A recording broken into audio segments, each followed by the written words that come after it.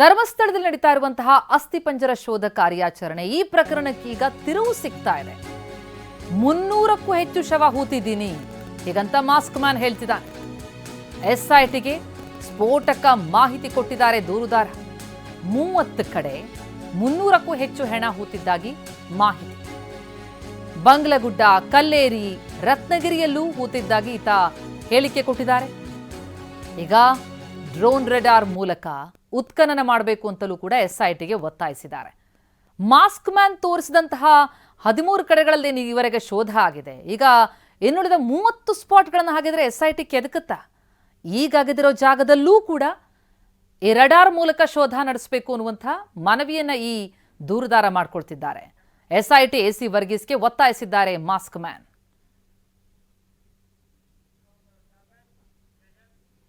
ಇನ್ನು 14ನೇ ದಿನದ ಕಾರ್ಯಾಚರಣೆ ಇನ್ನೇನು ಕೆಲವೇ ಕ್ಷಣಗಳಲ್ಲಿ 13ನೇ ಸ್ಪಾಟ್ನಲ್ಲಿ ಎಸ್ಐಟಿ ಶೋಧ ಶುರು ಮಾಡುತ್ತೆ.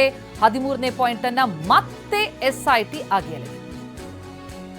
ನಿನ್ನೆ ಕೂಡ ಒಂದು ಜಾಗದಲ್ಲಿ ಆಗಿದ್ರು, ಏನು ಸಿಗಲಿಲ್ಲ. ಇವತ್ತು ಉತ್ತರ ದಿಕ್ಕಿನತ್ತ ಬೊಟ್ಟು ಮಾಡಿರುವಂತಹ ಮಾಸ್ಕ್ ಮ್ಯಾನ್ ತೋರಿಸಿದ ಜಾಗದಲ್ಲಿ ಅಗೆಯಲಾಗುತ್ತಾ? ನೇತ್ರಾವತಿ ನದಿ ತಡದಲ್ಲಿ ಇವತ್ತು ಕಳೆಬರ ಸಿಗುತ್ತಾ? ದೂರುದಾರ ತೋರಿಸಿದಂತಹ ಸ್ಪಾಟ್ನಲ್ಲೇ ಎಸ್ಐಟಿ ಶೋಧ ನಡೆಸಲಿದೆ. ನೇತ್ರಾವತಿ ನದಿ ದಡದಲ್ಲಿರುವಂತಹ 13ನೇ ಪಾಯಿಂಟ್ನಲ್ಲಿ ನಿನ್ನೆ 18 ಅಡಿ ಅಗದ್ರು, ಏನೂ ಸಿಗಲಿಲ್ಲ. ಇವತ್ತು ಉತ್ತರ ಭಾಗದಲ್ಲಿ ತಾನು ಹೂತಿದ್ದಾಗೇನು ದೂರುದಾರ ಪಾಯಿಂಟ್ ತೋರಿಸಿದ್ದಾನೆ, ಅಲ್ಲಿ ಅಗೆಯುವಂತಹ ಕಾರ್ಯ ನಡೆಯಲಿದೆ. ನಿನ್ನೆ ಡ್ರೋನ್ ಮೌಂಟೆಡ್ JPR ಮೂಲಕ ಏನಾದರೂ ಸಿಗುತ್ತಾ ಅನ್ನೋದ್ರ ಬಗ್ಗೆ ಏನಾದರೂ ಕಾಣಿಸಬಹುದಾ ಅಂತ ಹೇಳಿ ಸ್ಕ್ಯಾನ್ ಮಾಡಲಾಯಿತು. ಏನು ಪತ್ತೆಯಾಗಲಿಲ್ಲ. ಆದರೂ ದೂರುದಾರ ಹೇಳಿದಂತಹ ಜಾಗದಲ್ಲಿ ಅಗೆಯಲಾಯಿತು.